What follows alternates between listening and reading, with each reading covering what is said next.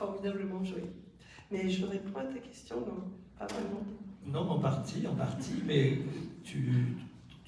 comment tu t'y es prise pour ces premières fois? Parce que souvent, quand tu dis tu fais la formation en tant que scénariste, mais même quand on fait la formation de réalisateur, la plupart du temps, les élèves, les étudiants qui passent par cette formation sont souvent handicapés par rapport à la direction d'acteur. Ah oui, moi, quand je suis rentrée à l'école de cinéma, à la FEMIS, j'étais hallucinée du rapport des étudiants réalisateurs, par exemple, aux comédiens.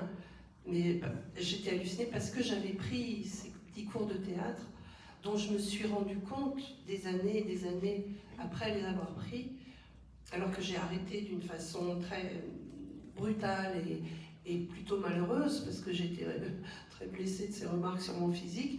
Je me suis rendu compte que ces cours et le fait d'apprendre des textes, de lire beaucoup de textes de théâtre, et la petite expérience d'une scène, même si c'est une scène dans une toute petite salle de cours, m'avait beaucoup apporté. Et aujourd'hui encore, plus de 40 ans après, ça continue à m'apporter beaucoup. Et quand je suis arrivée à l'école de cinéma, les étudiants réalisateurs pensaient que les comédiens et les comédiennes étaient des marionnettes. Je les voyais diriger, et ils disaient, par exemple, à un comédien ou à une comédienne, bon bah là tu pleures. Dites ça à quelqu'un, on ne pleure pas. Ou là tu ris.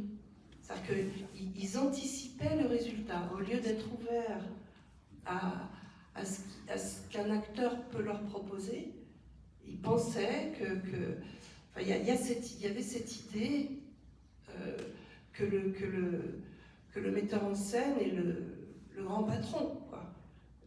Plutôt que l'idée que le metteur en scène, le réalisateur, est un artisan qui fait avec ce qu'il a comme il peut. C'était le grand patron, donc s'il avait décidé que dans le plan, la comédienne devait pleurer, eh ben, il pouvait très bien demander à dire à la comédienne, vas-y maintenant tu pleures. Et évidemment, il n'obtenait rien du tout. Qu'est-ce que tu avais appris alors J'avais appris, je crois, cours de théâtre. Alors, je crois, d'abord j'avais appris le trac. C'est quelque chose en fait. Le trac et faire avec son trac, en faire son miel. Ça, à l'école de cinéma, on l'apprend pas. J'avais appris aussi à quel point, pour jouer, on a besoin d'être disponible. Et disponible, alors que vraiment disponible à l'instant, à tout ce qui peut se passer dans l'instant.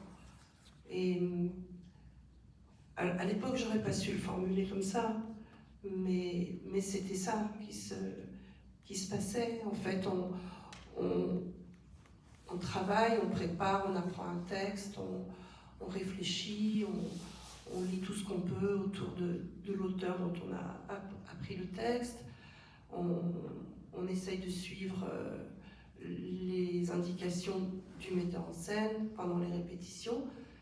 Mais quand on joue une scène, alors j'avais pas joué professionnellement, j'avais pas joué toute une pièce de théâtre, mais quand on joue une scène, ce qui passe la rampe, que ce soit au théâtre ou au cinéma, ce qui passe vraiment la rampe, c'est ce qui se passe dans l'instant avec son partenaire et avec la situation et le texte qu'on a à jouer.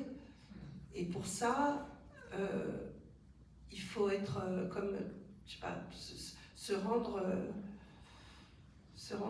totalement disponible et à son partenaire et à tout ce qui peut se passer dans l'instant. Alors ce film, Jean-Luc Godard le voit, je pense à Cannes, le film a été sélectionné dans une perspective du cinéma français ou la quinzaine, je me souviens. Le Semaine de la critique, je sais pas. Non, je crois que c'est Perspective. Il n'a pas vu là. Il n'a pas vu à Cannes. En fait, à l'époque, c'était une époque bénie pour les courts-métrages et pour les réalisateurs qui rêvaient de faire leur premier long-métrage. Les distributeurs avait obligation d'acheter un court-métrage et les exploitants, ce qu'on appelle les exploitants, c'est les gens qui dirigent les salles, quoi, exploitent les films dans les salles de cinéma, avaient obligation de passer un court-métrage avant le long-métrage programmé. Et ça, c'était formidable, parce que comme spectateur, on voyait des courts-métrages, alors qu'aujourd'hui, il faut aller dans les festivals de courts-métrages ou regarder la télévision à 2h du matin, et encore.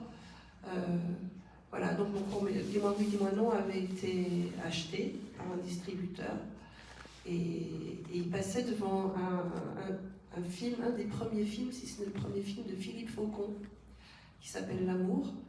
Et voilà, Jean-Luc Godard, qui allait beaucoup au cinéma, l'a vu et on a parlé à son producteur en disant il faut produire cette film. Et donc ce premier long métrage que ce producteur a produit, c'est Oublie-moi. Donc je vous propose qu'on regarde cet extrait, puisque c'est une scène un peu, on pourrait dire, spectaculaire, hein, et puis il n'y a pas besoin. Disons que le personnage qui est interprété par Valéria Bruni Tedeschi ne va pas très bien, mais on le voit tout de suite. Donc on la retrouve dans sa voiture après s'être disputée. Voilà. Ce que je peux peut-être ajouter aussi, c'est que Oublie-moi, mon premier long métrage qui a été fait, tourné 5 ans après Dis-moi oui, dis-moi non. On retrouve Valéria Bruni Tedeschi, Emmanuel DeVos, Emmanuel Salinger, Jean-Marc Fabre, qui était le chef-op de Dis-moi oui, dis-moi non, qui était aussi le chef-op d'Oublie-moi. Et voilà, ce sont à peu près les mêmes personnes qui ont fabriqué les 2 films.